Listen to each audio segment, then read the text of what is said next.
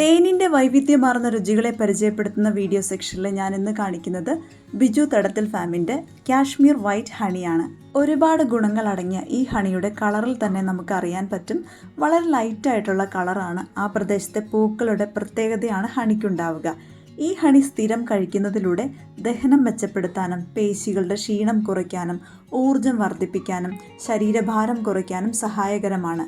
കൂടാതെ കടുത്ത ചുമയെപ്പോലും നിയന്ത്രിക്കാനും മുറിവുകൾ സുഖപ്പെടുത്താനും പൊള്ളൽ സുഖപ്പെടുത്താനും ചർമ്മം മെച്ചപ്പെടുത്താനും ഉറക്കമില്ലായ്മയെ ലഘൂകരിക്കാനും ഹൃദ്രോഗത്തിൽ നിന്നും സംരക്ഷിക്കാനും ഈ ഹണി കഴിക്കുന്നതിലൂടെ കിട്ടുന്ന ഗുണങ്ങളാണ്.